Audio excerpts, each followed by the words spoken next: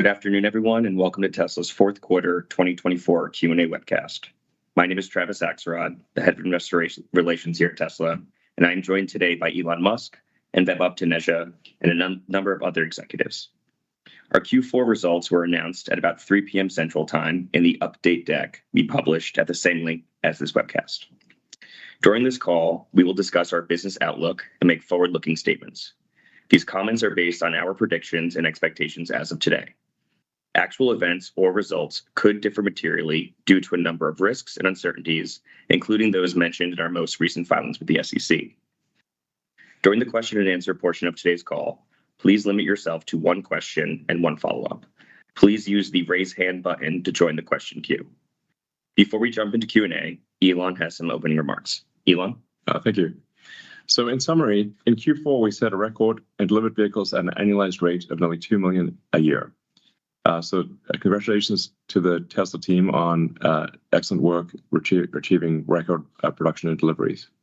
Model Y was the best-selling vehicle of any kind for 2024. That's worth noting. Not just the best electric vehicle, the best vehicle of any kind on Earth, number one, was Model Y. We're staying focused on maximizing volumes and obviously doubling down, or I don't know what. Really, I was going to say doubling down on autonomy, but really it's like autonomy is like 10xing things, frankly. Doubling is not even enough. We made many critical investments in 2024 in manufacturing, AI, and robotics that will bear immense fruit in the future. Immense. Like it's, in fact, to such a scale that it is difficult to comprehend. And I've said this before, and I'll stand by it.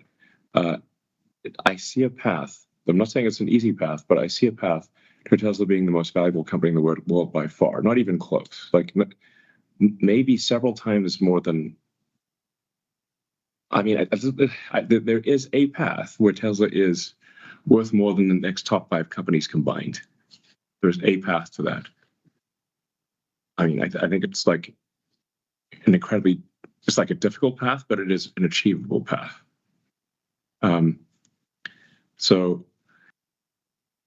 And that is overwhelmingly due to autonomous vehicles and autonomous humanoid robots.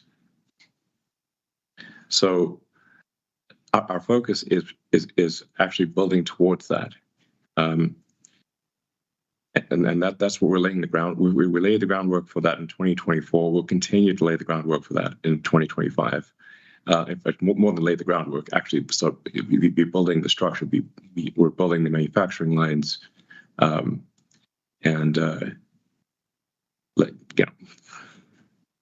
like setting up for what I think will be an epic 2026 and a ridiculous 27 and 28. Ridiculously good. That is my prediction.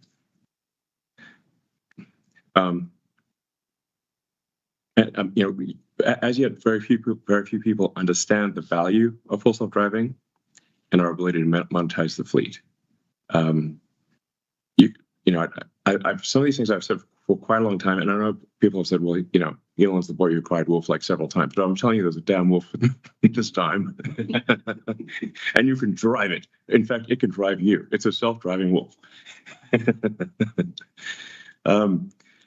For a lot of people, they're like their experience of Tesla autonomy is like if it's even a year old, if it's even 2 years old, it's like meeting someone when they're like a toddler and thinking that they're going to be a toddler forever. But obviously they're not going to be a toddler forever. They grow up. But if their last experience was like, oh, FSD was a toddler, it's like, well, it's grown up now. Have you seen it? It's like walks and talks, and that's really what we've got. And it's difficult for people to understand this because human intuition is linear, as opposed to what we're seeing is exponential progress. So that's why my number one recommendation for anyone who doubts is simply try it. Have you tried it? When's the last time you tried it? And the only people who are skeptical are those who have not tried it. So, a passenger car typically has only about 10 hours of utility per week out of 168. a very small percentage. Once that car is autonomous, my rough estimate is that it is in use for at least a third of the hours of the week. So call it 50, maybe 55 hours of the week. And it can be used for both cargo delivery and people delivery. So even, let's say, people are asleep, but you can deliver packages in the middle of the night or resupply restaurants or whatever the case may be, whatever people need at all hours of the day or night. That same asset, the thing that is these things that already exist with no incremental cost change, just a software update, now have 5 times or more the utility than they currently have.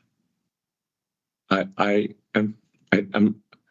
think this will be the largest asset value increase in human history. Maybe there's something bigger, but I just don't know what it is.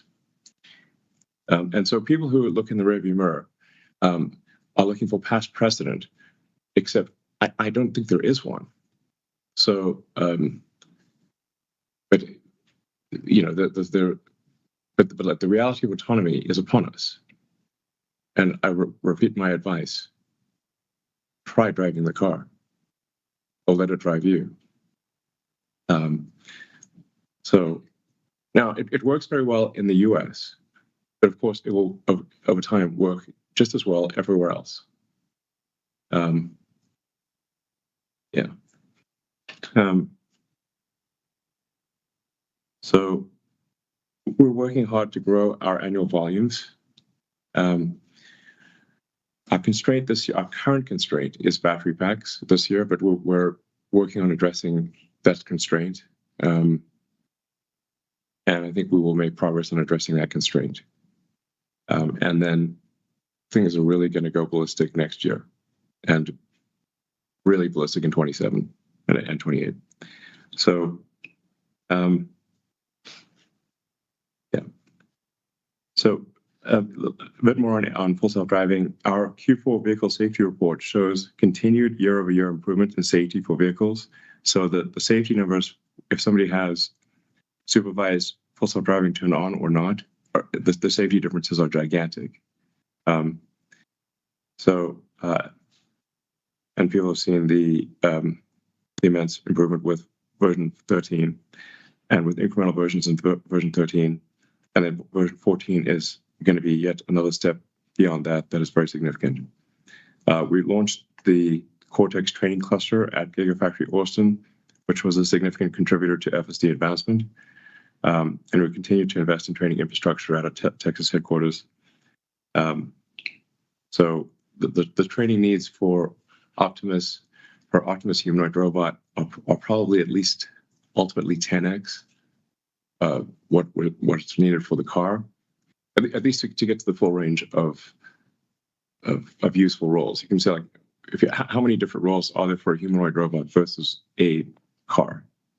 A humanoid robot has probably 1,000 times more uses and more complex things than in a car. That doesn't mean the training scales by 1,000, but it's probably 10x. Now you can do this progressively, so it doesn't mean like Tesla's going to spend like $500 billion in training compute, because we will obviously train Optimus to do enough tasks to match the output of Optimus robots. But obviously the cost of training is dropping dramatically with time. So, but it is like, it is one of those things where I think long-term Optimus has the potential to be north of $10 trillion in revenue. Like, it's really bananas. So then you can obviously afford a lot of training compute in that situation. In fact, even $500 billion of training compute in that situation would be quite a good deal. Yeah. The future is going to be incredibly different from the past, that's for sure. We live at this unbelievable inflection point in human history. So, yeah. So, the proof is in the pudding. So we're going to be launching unsupervised full self-driving as a paid service in Austin in June. So, I've talked with the team. We feel confident in being able to do an initial launch of unsupervised, no one in the car, full self-driving in Austin in June. We already have Teslas operating autonomously, unsupervised full self-driving at our factory in Fremont, and we'll soon be doing that at our factory in Texas. So thousands of cars every day are driving with no one in them at our Fremont factory in California. They will soon be doing that in Austin and then elsewhere in the world, the rest of our factories, which is pretty cool. And the cars aren't just driving to exactly the same spot, because obviously it all want to collide at the same spot. The cars are actually programmed with what lane they need to park into to be picked up for delivery. So they drive from the factory end of line to their destination parking spot to be picked up for delivery to customers. And they're doing this reliably every day, thousands of times a day. It's pretty cool. Like I said, the Teslas will be in the wild with no one in them in June in Austin. So what I'm saying is, this is not some far off mythical situation. It's literally, 5 months away, 5 months away, type of thing. And while we're putting our toe in the water gently at first, just to make sure everything's cool, our solution is a generalized AI solution. It does not require high precision maps of a locality. So we just want to be cautious. It's not that it doesn't work beyond Austin. In fact, it does. We just want to put a toe in the water, make sure everything's okay, then put a few more toes in the water, then put a foot in the water, with safety of the general public and those in the car as our top priority. With regard to Optimus, obviously I'm making these revenue predictions that sound absolutely insane. I realize that, but they are. I think they will prove to be accurate. Yeah. Now with Optimus, there's a lot of uncertainty on the exact timing, because it's not like a train arriving at the station for Optimus. We are designing the train and the station and in real time while also building the tracks. and so they're like, why didn't the train arrive exactly at 12:05? I'm like, we're literally designing the train and the tracks in the station in real time so you're like, how can we predict this thing with absolute precision? It's impossible. The normal internal plan calls for roughly 10,000 Optimus robots to be built this year. Will we succeed in building 10,000 exactly by the end of December this year? Probably not. But will we succeed in making several thousand? Yes, I think we will. Will those several thousand Optimus robots be doing useful things by the end of the year? Yes, I'm confident they will do useful things. Those Optimus in use at the Tesla factories, production design 1, will inform what we change for production design 2, which we expect to launch next year. And our goal is to ramp Optimus production faster than maybe anything's ever been ramped. Meaning, like, aspirationally, an order of magnitude ramp per year. Now, if we aspire to an order of magnitude ramp per year, perhaps we only end up with a half order of magnitude per year. But that's the kind of growth that we're talking about. It doesn't take very many years before we're making 100 million of these things a year. If you go up by, let's say, a factor, by 5x per year. It's insane. insane. Not 50%, 500%. So, these are big growth numbers. But we do need to, this is an entirely new supply chain. It is entirely new technology. There's nothing off the shelf to use. We tried desperately with Optimus to use any existing motors, any actuators, sensors. Nothing worked for a humanoid robot at any price. We had to design everything from physics first principles to work for a humanoid robot, and with the most sophisticated hand that has ever been made before, by far. And Optimus will be able to play the piano, and be able to thread a needle. I mean, this is the level of precision no one has been able to achieve, and so it's really something special. So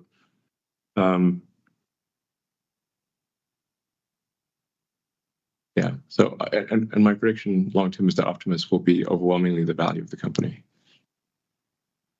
Regarding energy, back to Earth.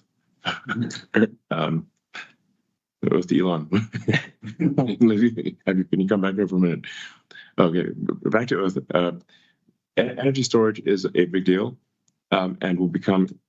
It's already super important. Will become incredibly important in the future, and it is something that enables far greater energy output to the grid than is currently possible, because the grids are the vast majority of the grid has no energy storage capability, so they have to design the power plants for very high peaks, and assuming that there's no energy storage. Once you have grid energy storage and home-based energy storage, the actual total energy output per year of the grid is dramatically greater than people think.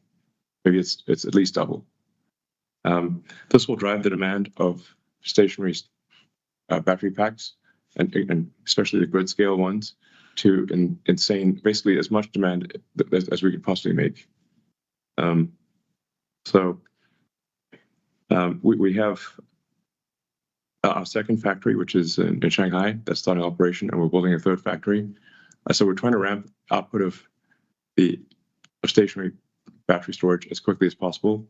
Now, there is a challenge here where we have to be careful that we're not robbing from one pocket to take to another pocket, because for a given gigawatt hours per year of cell output, we have to say, does it go into stationary applications or mobile applications? It can't go into both. So we have to make that trade-off.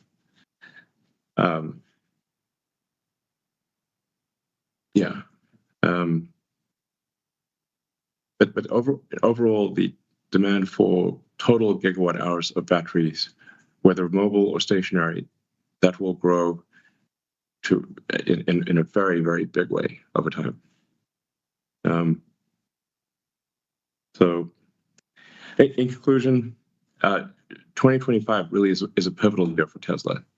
And when people look back on 2025 and the launch of unsupervised full self-driving, true real-world AI that actually works, I think they may regard it as the biggest year in Tesla history, maybe even bigger than our first car, the Roadster, or the Model S, or the Model 3, or Model Y. In fact, I think it probably will be viewed 25 as maybe the most important year in Tesla's history. There is no company in the world that is as good at real-world AI as Tesla. I don't even know who's in second place. You say, who's in second place for real-world AI?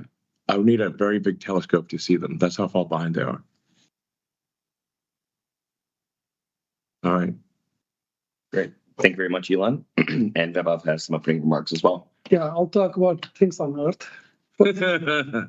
As Elon mentioned, in Q4, we set records in vehicle deliveries and energy storage deployments in an uncertain macro environment. We were able to grow auto and energy storage volumes both sequentially and on a year-on-year basis. For this, I would like to thank the efforts of everyone at Tesla to make this a reality, and our customers who helped us achieve this speed. Coming into the fourth quarter, our focus was to reduce inventory levels in the automotive business, and we accomplished that by ending the quarter with the lowest finished good inventory in the last 2 years. This was a result of offering not only attractive financing options, but also other discounts and programs which impacted ASPs. While we saw volume growth in almost all regions that we operate in, we hit a new record for deliveries in the Greater China market. This is an encouraging trend since we grew volume in a highly competitive BEV market. On the automotive margin front, we saw a quarter-over-quarter decline, primarily due to lower ASPs and due to the recognition of FSD-related revenue in Q3 from feature releases. Our journey on cost reduction continues, and we were able to get our overall cost per car down below $35,000, driven primarily by material costs. This was despite increased depreciation and other costs as we prepare for the transition to the new Model Y, for which we recently started taking orders in all markets. All our factories will start producing the new Model Y next month. While we feel confident in our team's abilities to ramp production quickly, note that it is an unprecedented change, and we're not aware of anybody else taking the best-selling car on the planet and updating all factories at the same time. This changeover will result in several weeks of lost production in the quarter. As a result, margins will be impacted due to idle capacity and other ramp-related costs, as is common in any launch, but will be overcome as production is ramped. We will be introducing several new products throughout 2025. We are still on track to launch a more affordable model in the first half of 2025, and we'll continue to expand our lineup from there. On a dollar-for-dollar basis, we believe we have the most compelling lineup today compared to the industry, and it will continue to get better from here. As always, all our products come with the best software in the industry, autonomy features, and capable of full autonomy in the future. And despite the premium experience, the total cost of ownership is close to mass market, less premium competitors. Energy storage deployments reached an all-time high in Q4 and resulted in, but declined sequentially. This was a result of higher, growth came from Megapack and Powerwall. Both businesses continue to be supply constrained, and like Elon mentioned, we're trying to ramp up production with Megafactory Shanghai coming online this quarter onwards. While quarterly deployments will likely continue to fluctuate sequentially, we expect at least 50% growth in deployments year over year in 2025. Gross profit and margins in the service and other business was up year over year, but declined sequentially. This was the result of higher service center costs and lower profit from used car business. The businesses within service and other primarily support our new car business, especially through their impact on total cost of ownership. Therefore, while we manage them to be positive on a GAAP basis, we do not expect similar margins as the rest of the business. There's a lot of uncertainty around tariffs. Over the years, we've tried to localize our supply chain in every market, but we are still very reliant on parts from across the world for all our businesses. Therefore, the imposition of tariffs, which is very likely, and any reciprocity will have an impact on our business and profitability. Our operating expenses grew both year over year and sequentially.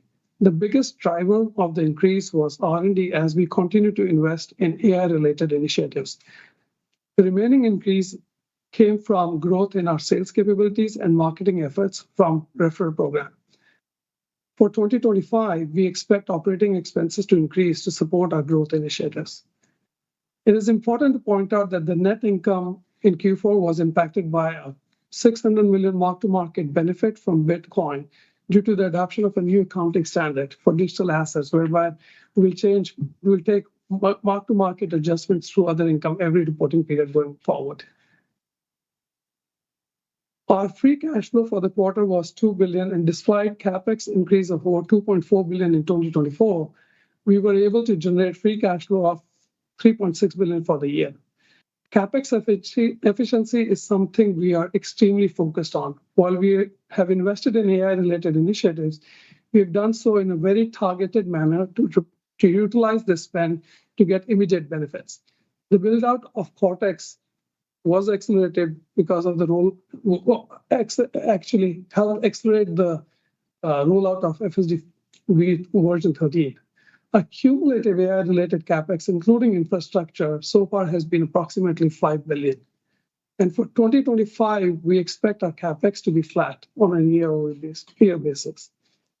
In conclusion, like Elon said, 2025 is going to be a pivotal year for Tesla. There are a lot of investments which we've made and will continue to make in this coming year, which will set the pace for the next phase of growth. And it is something which now I'm getting out of Earth. It is going to be out of this world. And we just are putting the right foundation. And that's all I have. Great. Thank you very much, Vaibhav. Now we will move over to investor questions, and we'll start with say.com. The first question is unsupervised FSD still planned to be released in Texas and California this year? What hurdles still exist to make that happen? You addressed the Texas piece, I think, already. So yeah, I'm confident that we will release unsupervised FSD in California this year as well. Yeah. In fact, I think we will most likely release unsupervised FSD in many regions of the country, of the US, by the end of this year. Like I said, we're just putting a toe in the water, then a few toes, then a foot, then leg, then make sure everything's cool. And we're looking for a safety level that is significantly above the average human driver. So it's not anywhere like much safer, not like a little bit safer than human, way safer than human.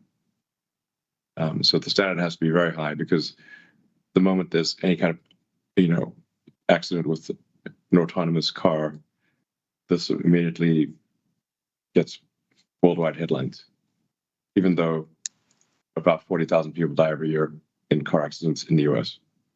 And most of them don't even get a mention anywhere.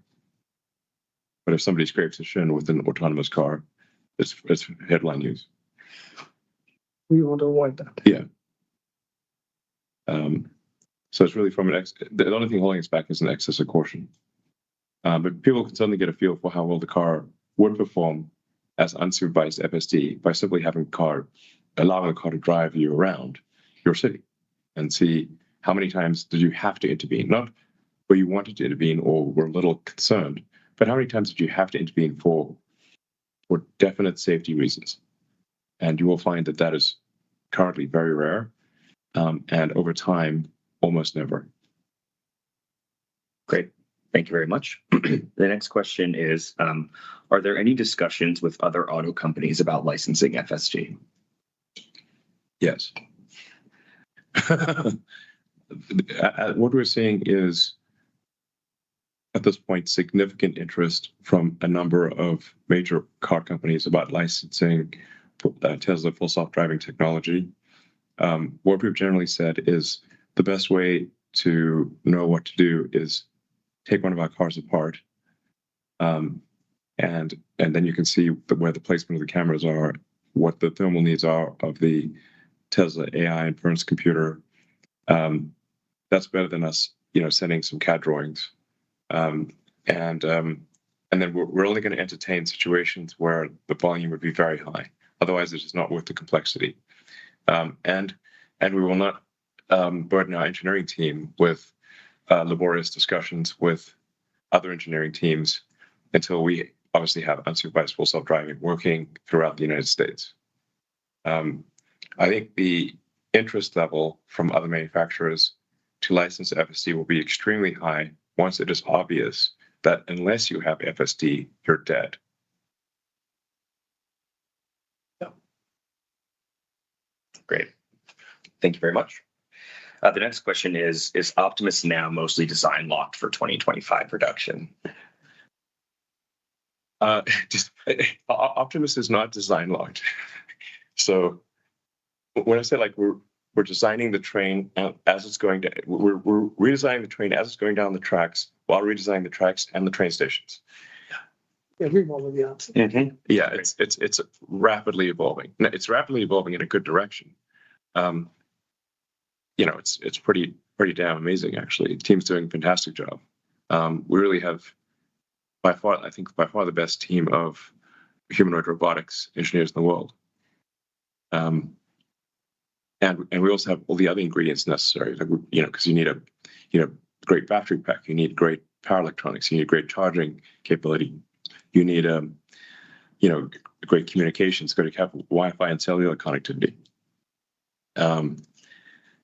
And of course, you need real-world AI, and then the ability to scale that production to huge levels. So you have to design for manufacturing. The things what other companies are missing is they're missing the real-world AI, and they're missing the ability to scale manufacturing to millions of units a year. I think that is an underappreciated thing, that industrialization of design is a whole different thing than making a design. Yeah, prototypes are trivial, basically. Prototypes are easy, production is hard. I've said that for many years. The problem is that there's those who've never been involved in production or manufacturing somehow think that once you come up with some eureka design that you magically can make 1 million units a year. And this is totally false. There needs to be some Hollywood story where they show actually the problem is manufacturing. I've never even heard of one. It just doesn't fit the narrative. The Hollywood thing is it's like some lone inventor in a garage goes eureka, and suddenly it files a patent, and suddenly there's millions of units. But listen, guys, we're missing really 99% of the story. 1% is, that old saying of 1%, like a product is 1% inspiration, 99% perspiration. The Hollywood shows you the 1% inspiration but forgets about the 99% perspiration of actually figuring out how to make that initial prototype manufacturable, and then manufactured at high volume such that the product is reliable, low cost, consistent, doesn't break down all the time. And that is 100 times harder, at least, than the prototype. Yep. Then you have to get it there, deliver it back. Yeah, you're going to meet all these regulations, and there's a zillion regulators around the world. It's very difficult. Great, thank you. The next question is also Optimus related. When will Tesla start selling Optimus, and what will the price be? Well, for this year, we expect to just close the loop with Optimus being used internally at Tesla, because we obviously can easily use several thousand humanoid robots at Tesla for the most boring, annoying tasks in the factory, like the tasks nobody wants to do, where we have to beg people to do this task, and then it's like the robot's totally happy to do the boring, dangerous, repetitive task that no humans want to do. And that's also actually some of the easiest use cases for us to have Optimus do things like load the hopper, say in body line, if you're transporting pieces of sheet metal to the robot, which is already the robot welding line for the body, and you just have to nonstop take things out of a from one fixture to another fixture. And it's a very boring job. That's the kind of thing what Optimus could do. The guy who runs around and dumps all the weld studs in the bins. Yeah, there's a ton of boring jobs, tedious jobs, dangerous, slightly dangerous jobs that's perfect for Optimus. So we expect to use Optimus for those tasks at our factories, and that'll help us close the loop for improvement this year. It's really with production version 2, which I think launches sometime next year. I'd like it to be the beginning of next year, but maybe it's more like the middle of next year. And then we have to just with a production line that is designed for on the order of 10,000 units a month versus 1,000 units a month. So when you design a unit when you design a production line for 1,000 units a month, it takes you a while to actually reach anywhere close to 1,000 units a month. When you design, and for any given production output, it takes you a while to actually reach its potential. But the current line that we're designing is for roughly 1,000 units a month of Optimus robots. The next line would be for 10,000 units a month. The line after that would be for 100,000 units a month. And I think probably with version 2, as a very rough guess, because there's so much uncertainty here, very rough guess that we start delivering Optimus robots to companies that are outside of Tesla in maybe the second half of next year, something like that. But like, so this is such an exponential ramp that it'll go from no one's receiving humanoid robots to these things like coming out like crazy. So we can't build enough. Well, we're always going to be in the we can't build enough situation. Demand will not be a problem, even at a high price. And then, as I said, like once we're at a steady state of above 1 million units a year, I think the production, I'm confident at 1 million units a year that the production cost of Optimus will be less than $20,000. If you compare the complexity of Optimus to the complexity of a car, so just the total mass and complexity of Optimus is much less than a car. So I would expect that at similar volumes to, say, the Model Y, which is over 1 million units a year, that you'd see Optimus be, I don't know, half the cost, or something like that. What the price of Optimus is a different matter. The price of Optimus will be set by the market demand.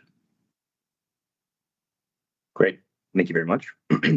The next question is, what is the status on mass production of the Tesla Semi, and how will it impact revenue at scale? I can take that one. So we just closed up the Semi factory roof and walls last week in Reno. It's ahead of schedule, which is great with the weather. In Reno, you never know what's going to happen, but we're prepping for mechanical installation of all the equipment in the coming months. The first builds of the high volume Semi design will come late this year in 2025 and begin ramping early in 2026. But as we've said before, the Semi is a TCO no-brainer. Like, it's really similar to Optimus. It's going to be, set by how much people pay, and then it as a total cost of ownership, it's much cheaper than any other transportation you can have. So at that point, when we're at scale, it will meaningfully contribute to Tesla's revenue. Well, I think it's difficult to say how much. Anything you want to add, Elon?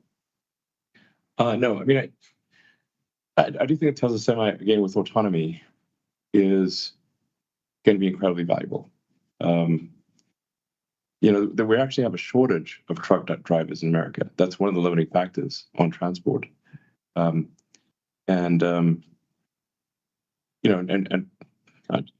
are human, so they get tired, and sometimes, there's. I have a lot of respect for truck drivers because it's a tough job. But because it's a tough job, there's not that many people that want to do it. And there's actually fewer, I believe, if my understanding is correct, there are fewer people entering truck driving as a profession than are leaving it. Yes. So when you think, yeah, exactly. So when you consider, okay, there's more people leaving truck driving as a profession than entering it, well, we're going to have a real logistics problem as time goes by. So autonomy will be very important to meet that need. So like, yeah, it'll I don't know. It's a several billion a year opportunity, which I don't know in this context, is that these days does several billion a year matter? I think it does. Not nothing. It's probably, it's probably like a 10 billion a year thing.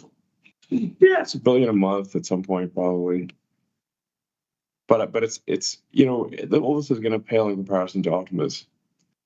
So, yeah, $1 billion a month it's a lot, but it's not. It's going to be like 1% of Optimus or something, Great. Thank you very much. We already covered the next question in opening remarks. So moving on, is it expected that Tesla will need to upgrade Hardware 3 vehicles? And if so, what is the timeline and expected impact to Tesla's CapEx? I think they're referring to cost there. They're really asking the tough questions, aren't they? I guess we haven't stopped working on Hardware 3 yet. We are still making software releases. We released the 12.6 release recently, which was it's like a baby V13. But it's a significant improvement compared to what they had previously. And people are still finding ways to distill larger models into smaller models. So we're not given up on hardware 3. We're still working on it. Just the releases will trail the hardware 4 releases. Great. Thanks, Ashok. Yeah, I mean, I think the honest answer is that we're going to have to upgrade people's hardware 3 computer for those that have bought full self-driving, and that is the honest answer, and that's going to be painful and difficult, but we'll get it done. Now I'm kind of glad that not that many people bought the FSD package. Great. Thanks, Elon. The next question, has Tesla given up on ramping their solar roof product? No, we're sorry, Mike. Oh, Mike, go ahead. Yeah. Oh, yeah, I can take it. Yeah, solar roof remains a core part of the residential product portfolio, and it still remains where it draws a lot of customer interest despite it being premium products. We've worked on multiple iterations of engineering to make the product easier to install and distribute by reducing the SKU count. And more recently, rather than direct installation, we are focused on growth through our nationwide network of certified installers. And many of those, they've been installing solar roof with us for many years. Yeah, that's actually turned out to be a much better way for is just let the roof, just supply product to the roofing industry. And especially when somebody's is getting a new roof anyway, or building a house from scratch. Obviously, this is by far the most efficient time to put in a solar roof, as opposed to putting a solar roof on a house where the roof still has 20 years of life. That's not economically sensible, but if it's a new house or the roof needs to be replaced anyway, then solar roof can make a lot of sense. And it is a premium product. It's like it's kind of like Model S, Model X or something. It's like it's a premium product. I think it looks really cool. And your house generates electricity, and if you combine it with the Tesla Powerwall battery, then you can be self-sufficient. So even if the grid turns off for several days, your house still works. And your roof looks awesome. So it's like, I recommend anyone who can afford it, get the Tesla solar roof and the Powerwall. Your family's life might depend on it. Get enough. And just in terms of convenience, your kids are not going to yell at you because their computers don't work because the power went out and you can't charge your phone. True story. Actually happens. Yeah. You literally can't even call anyone because your phone's out of juice. Thank you very much. The next question was covered in opening remarks, so we will skip that. And the last question from say.com, what technical breakthroughs will define V14 of FSD, given that V13 already covered photon to control?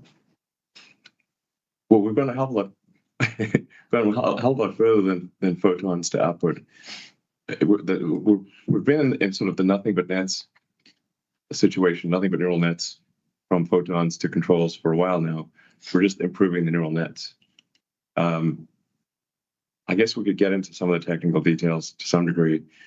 I have to say, I continue to be amazed by just how effective autoregressive transformers are at solving a wide range of problems. I mean, Ashok, is there anything you'd like to add there without giving away the sort of family secrets? I mean, except for things we put on X already. So continuing to scale the model size a lot. We scale a bunch in V13, but then there's still room to grow. So we're going to continue to scale the model size. We're going to increase the context length even more. The memory is sort of like limited right now. We want to increase the amount of memory it holds, like to even minutes of context for driving. We're going to add audio to handle emergency vehicles better. Add like data of the tricky corner cases that we get from the entire fleet. Any interventions or any kind of user intervention. We just add that to the data set. So the scaling in basically every axis, like training compute, data set size, model context, and also all the reinforcement learning objectives. Great. Alrighty. With that, we will move over to analyst questions. So just as a reminder, you will need to unmute yourself to ask your question. The first question will be coming from Daniel Roska from Bernstein. Daniel, please go ahead and unmute yourself. Hey, good evening, everybody. It's Daniel from Bernstein. Elon, Tesla's share price clearly already includes quite a few of the anticipated benefits you talked about today, yet realizing what you call kind of difficult but achievable will take some time. What are you pushing the Tesla executive team to do differently now to accelerate the innovation in order to realize the value you described for the company? Well, I mean, we're working on perfecting real-world AI and making rapid progress week over week, if not month, certainly month over month, but often week over week. I spent a lot of time with the Tesla AI team and the Tesla Optimus team. I mean, I go where the problem is essentially. Like, not, if something's, this is, unfortunate. Sometimes like don't talk to a Tesla executive and like, hey, we don't see you very often. I'm like, that's because your stuff is working awesome. Your stuff is working really great. Unfortunately, I don't see them very often because I go where the problem is. So, not where the problem is. What's the greatest challenge that lies ahead? So, obviously, there are many challenges with Optimus. It's a hard problem to solve. Many challenges with vehicle autonomy, but we're making rapid progress in both. Yeah. Okay. I mean, Yeah. sounds like you've got a conviction that the pieces you need, right, are in place. Yeah. If we kind of go 12 months down the line and we look back, and you had some of those, but maybe what are the kind of 2 or 3 KPIs that would tell you that you're on track and it's going the right way, and the pieces you've put in place are the right pieces, right? That's kind of what I'm looking for. Or other way around, where would it be off most likely in your mind that you say, hey, I need to go back there and I need to change something to enable the team better? Well, I mean, I think the predictions that I'm making here are going to be pretty accurate. And it's worth noting, like, so sometimes people say, "Oh, Elon's always late." Well, actually, no. The problem is that the media reports on when I'm late, but never reports on when I'm early. So sure, I'm optimistic, but I'm not that optimistic. There are many cases in the past where we've been early. Such as completion of the Shanghai factory, or in fact, factory completion has generally been ahead of schedule, not behind. Yeah.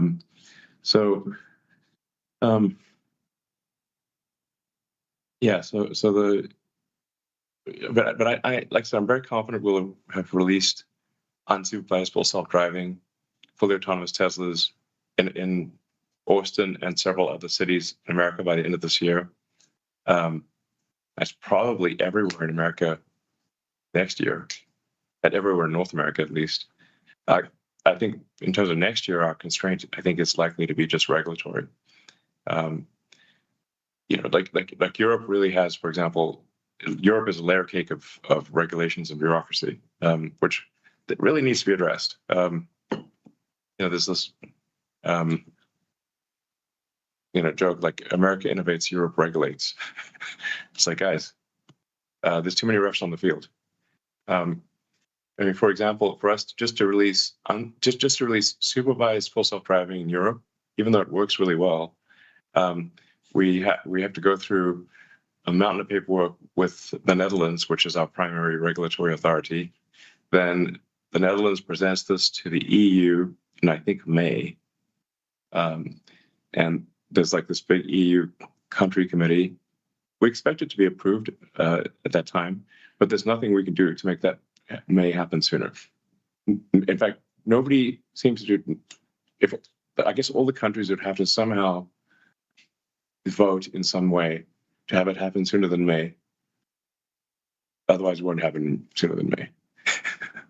So then when is unsupervised FSD allowed in Europe? I'm like, May next year, maybe? I don't know. Well, I have to find out when the EU is meeting again. Sometimes it's a 12-month cadence, sometimes a 6-month cadence. Then in China, which is also a huge, gigantic market, we do have some challenges because they won't currently allow us to transfer training video outside of China. And then the US government won't let us do training in China. So we're in a bit of a bind there. So like a bit of a quandary. So what we're solving that is by literally looking at videos of streets in China that are available on the internet to understand, and then feeding that into our video training so that publicly available video of street signs and traffic rules in China can be used for training, and then also putting it in we've got a very accurate simulator, and so it will train using sim for bus lanes in China. Like bus lanes in China, by the way, one of our the biggest challenges in making FSD work in China is the bus lanes are very complicated. And there's like literally like hours of the day that you're allowed to be there and not be there. And then if you accidentally go in that bus lane at the wrong time, you get an automatic ticket instantly. So it's kind of a big deal, bus lanes in China. So we have to put that into our simulator, train on that. The car has to know what time of day it is, read the sign. Anyway, we'll get this solved. But I think we'll have unsupervised FSD in almost every market this year, limited simply by regulatory issues, not technical capability. And then unsupervised FSD in the US this year, in many cities, but nationwide next year. And hopefully we have unsupervised FSD in most countries by the end of next year. That's my prediction with the best data that I have right now. Great. Thank you very much. The next question will come from Adam Jonas at Morgan Stanley. Adam, please feel free to unmute yourself. Thanks, everybody. So, Elon, you've said in the past about LiDAR, that for AVs at least, that LiDAR is a crutch, a fool's errand. I think you even told me once, even if it was free, you'd say you wouldn't use it. You still feel that way? Yes. Care to elaborate, or just I have another question? Look, we even have a radar in the car and we turned it off. I got it. All right. So you're still, yeah. People think you're crazy, but obviously humans drive without shooting lasers out of their eyes. I mean, unless you're Superman, but like humans drive just with passive visual. Humans drive with eyes and a neural net and a brain neural net. So sort of biological, so the digital equivalent of eyes and a brain are cameras and digital neural nets, or AI. So that's the entire road system was designed for passive optical neural nets. That's how the whole road system was not designed, and what everyone is expecting that's how we expect other cars to behave. So therefore, that is very obviously the solution for full self-driving as a generalized solution for full self-driving, as opposed to the very specific, neighborhood by neighborhood solution, which is very difficult to maintain, which is what our competitors are doing. I got you. Yeah. I mean, LiDAR doesn't work in the fog, guys. LiDAR has a lot of issues. Like I don't have some like the SpaceX Dragon docks with the space station using LiDAR, that a program that I personally spearheaded. I don't have some fundamental bizarre dislike of LiDAR. It's simply the wrong solution for driving cars on roads. Right. You understand how LiDAR works. I get it. Literally designed and built our own red LiDAR. I oversaw the project, the engineering of the thing. It was my decision to use LiDAR on Dragon, and I oversaw that engineering project directly. So I'm like, we literally designed and made a LiDAR to dock with the space station. If I thought it was the right solution for cars, I would do that, but it isn't. Yeah. All right. Just as a follow-up, at CES, you said, I'm paraphrasing, that any AI will be able to do any cognitive task not involving atoms within the next 3 or 4 years. And that would imply, Elon, that before the end of President Trump's term in office, that AI would be moving pretty damn quickly into the physical world, into the world of photons and atoms. And I'm thinking, given your work with the administration, how confident are you that the U.S. will have the manufacturing and the supply base to make good on your excitement about physical AI by the by latter this decade? We seem pretty vulnerable right now. I've seen you tweeting about, or sorry, Xing, excuse me, Elon, about China. Freudian slip, about China making more drones in a day than the U.S. makes in a year, and all the entanglement of the supply. So what has to happen in the U.S. to make that possible? What's your message, and what can you do about it, and what's relevant for Tesla shareholders? Thanks, Elon. Well, at Tesla, obviously, we think manufacturing is cool. SpaceX, we think manufacturing is cool. But in general, for talented Americans, they need to beyond my companies, beyond me, and the people and my teams here. In general, we need to make manufacturing cool again in America. And I honestly think people should move from law and finance into manufacturing. That's my honest opinion. We have too much. This is both a compliment and a criticism. We have too much talent in law and finance in America, and there should be more of that talent in manufacturing.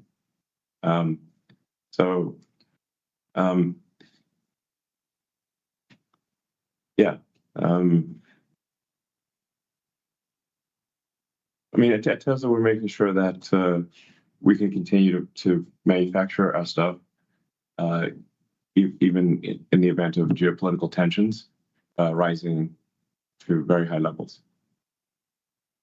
Great. Thank you very much. The next question will come from Pierre Ferragu at New Street. Pierre, please feel free to unmute yourself. Hey, thanks, guys, for taking the question. So I have a question, Elon, on deploying robotaxis in June in Austin. So that's great news. And I was wondering if it means I can, drive down to Austin in June and try unsupervised by myself with my car. Yeah. Or it's going to be more like your fleet testing it. It'll be our fleet testing it. That's our sort of toe in the water. We'll be scrutinizing it very carefully, make sure it's not something we missed.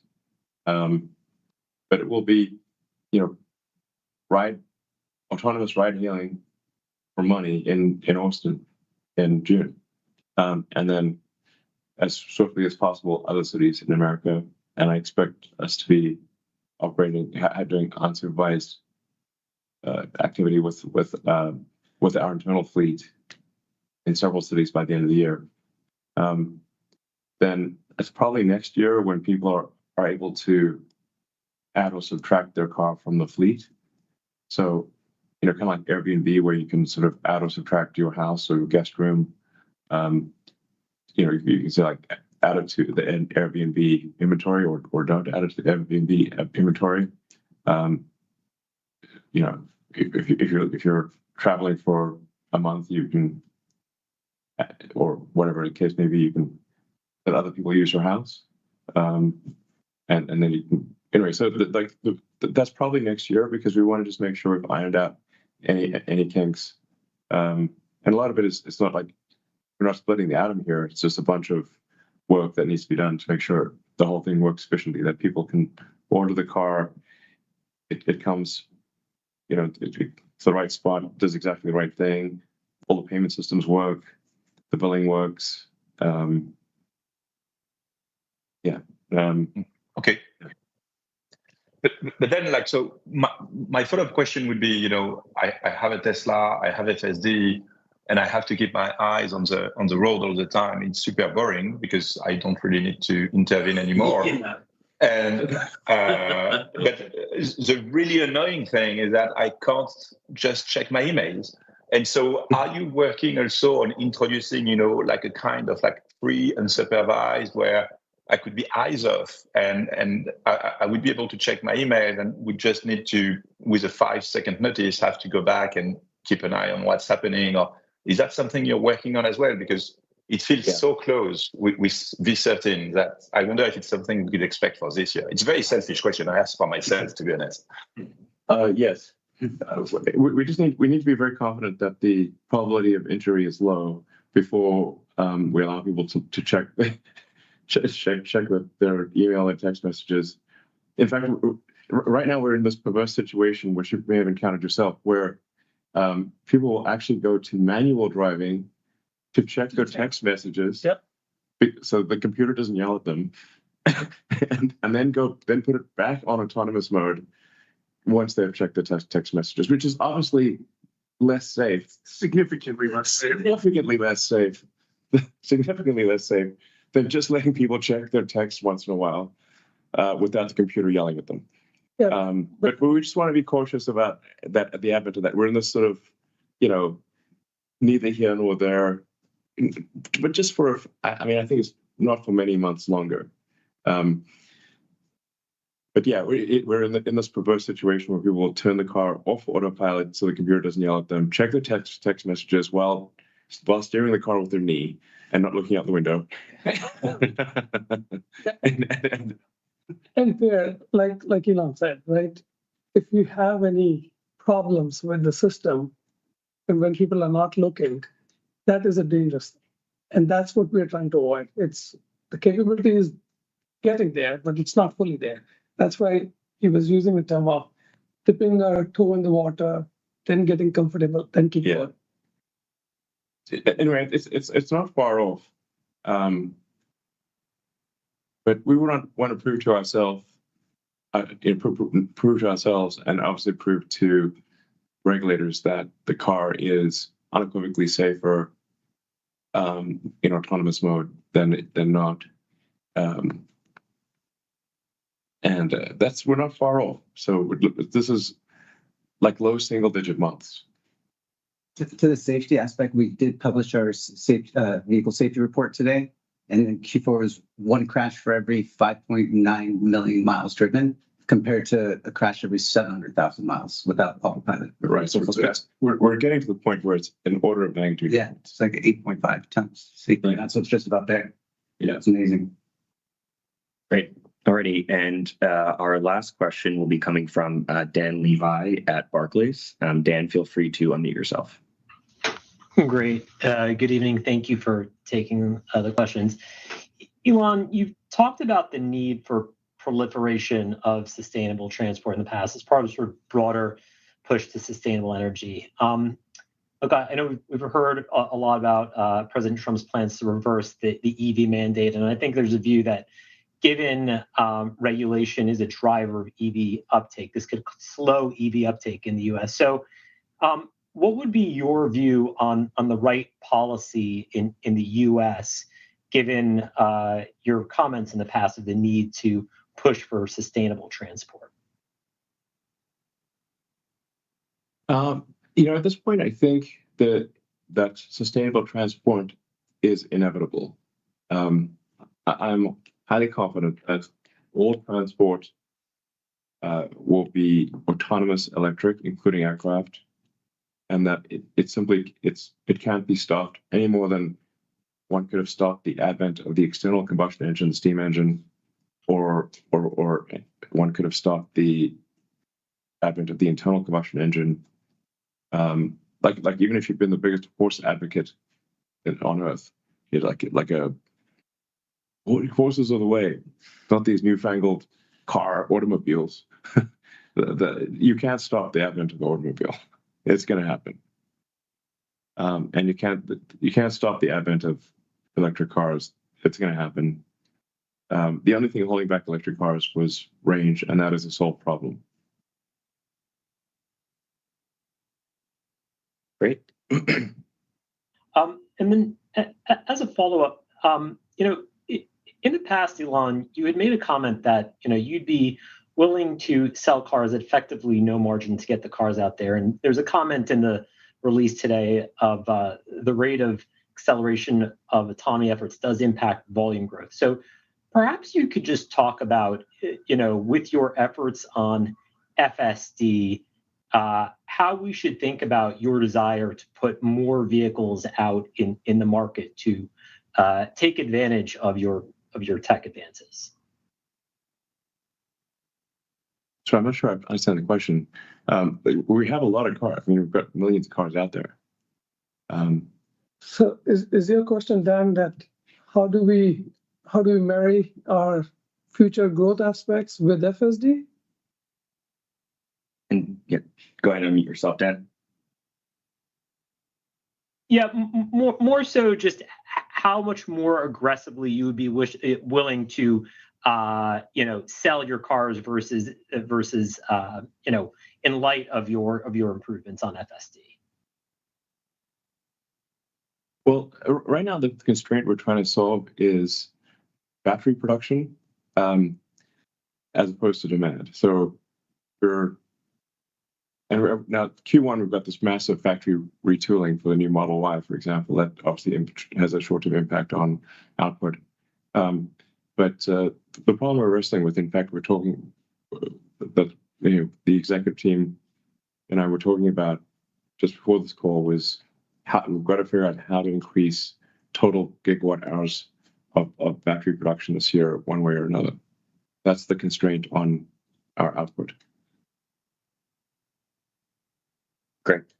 Alrighty. And with that, I think we are all out of time for today. So thanks everyone so much for all of your questions. We look forward to talking to you next quarter. Thank you very much and goodbye.